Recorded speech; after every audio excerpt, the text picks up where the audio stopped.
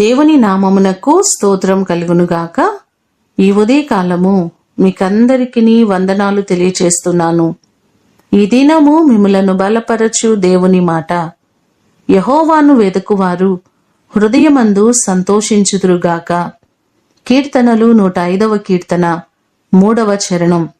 ఈ దినాలలో మనం చూచినట్లయితే ఎంతో మంది రాత్రనక పగలనక కష్టపడుతూ ఆస్తులు సంపాదించుకుంటున్నారు. అన్ని సౌకర్యములను కలిగి ఉంటున్నారు, కానీ వారి హృదయములో కొంచెమైనా సంతోషం కనిపించడం లేదు. ఎంతున్నా ఏమున్నా కుటుంబాలలో సంతోషము ఆనందం లేకపోతే అదంతా కూడా వ్యర్థమే కదా. కానీ మనము చదువుతున్న ఈ వచనం చూస్తే ఎవరైతే దేవుని వెతుకుతారో, దేవునితో కలిసి వారి రోజును ప్రారంభిస్తారో, దేవునిపై పూర్తిగా ఆధారపడతారో వారి హృదయము, వారి కుటుంబం అంతా కూడా సంతోషముతో నింపబడుతుంది.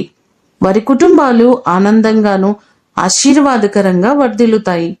ఈ మాటలు వింటున్న ప్రతి ఒక్కరూ దేవుని వెదికి దేవుని ద్వారా నిజమైన సంతోషమును ఆనందమును అనుభవించుదురుగాక. ప్రార్థన చేసుకుందాం. మహాగణుడా, మహోన్నతుడా, మీ ప్రశస్తమైన శ్రేష్టమైన ఘననామమునకు స్తోత్రాలయ్యా. ఈ ఉదయకాలము మీరు సెలవిచ్చిన నీ మాటల కొరకు స్తోత్రాలు. మేము మిమ్మలను వెదికే వారముగా, నిత్యము నీ వైపు చూచేవారిగా మా జీవితాలు ఉంచండి. మా కుటుంబాల్లో మీరుండండి, మా వ్యక్తిగత జీవితాల్లో మీరుండండి.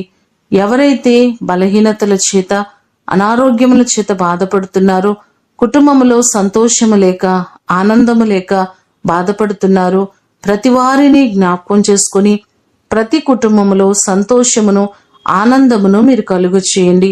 ప్రతి కుటుంబములో సమాధానమును మీరు అనుగ్రహించండి. ఈ దినమంతా నీ సన్నిధి, మీ ప్రసన్నత మీరు మాకు అనుగ్రహించమని యేసు అతి ఘనమైన నామమున అడిగి వేడుకొని పొందియున్నాము తండ్రి. ఆమేన్. దేవుడు మిమ్ములను దీవించునుగాక.